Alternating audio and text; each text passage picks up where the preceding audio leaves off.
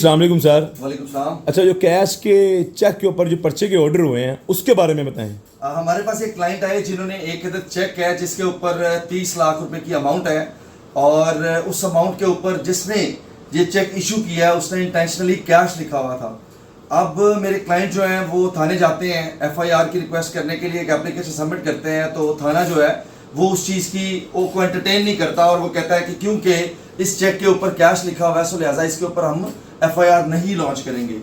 اب سچویشن یہ ہے کہ پھر ہم نے اس پہ ایک ریٹ فائل کی جو کہ ایڈیشنل سیشن جج صاحب کی کورٹ میں گئی. اس میں ڈیورنگ آرگومنٹس ہم نے ایک چیز بڑی کلیئر کر دی کہ اس کے پیچھے بیک گراؤنڈ کیا تھا.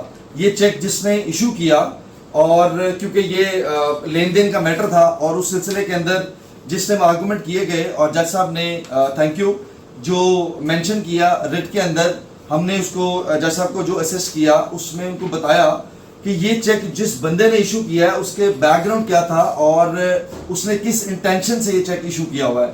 سو لہٰذا اس میں جج صاحب نے اپنے آرڈرز کے اندر پراپرلی وہ بات مینشن کی ہے کہ جو ورڈ ہے وہ کیش، وہ انٹینشنلی اس نے فراڈ کرنے کے لیے مینشن کیا ہے. سو لہٰذا اس کے اوپر جو ایس ایچ او ہے کنسرن ان کو آرڈر کیا گیا ہے کہ S H O concerned is directed to record the version of the petitioner under section 154 C R P C اور انکارپوریٹ کی جائے ایف آئی آر.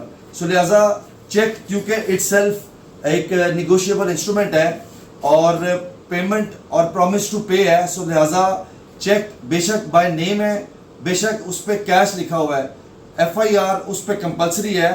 اور جج صاحب نے اس پہ ایک بات بڑی کلیئر کی ہے، اس میں ایک بات مینشن کر رہے ہیں کہ deep observation with regards to کہ پیمنٹ کے معاملات ان کے کیا ہیں کیا نہیں ہیں، وہ سارے انویسٹیگیشن ڈپارٹمنٹ ڈیسائیڈ کرے گا. کیونکہ چیک ایشو کیا گیا ہے، سگنیچر اوریجنل ہے، اکاؤنٹ ویریفائڈ ہے، اور جس بندے کے خلاف ہم کر رہے ہیں وہ اکاؤنٹ اس کا ہے.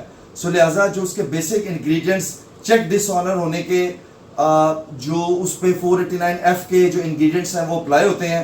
سو لہٰذا جج صاحب نے اس پہ پرچے کے آرڈر دیے ہیں. Thank you so much.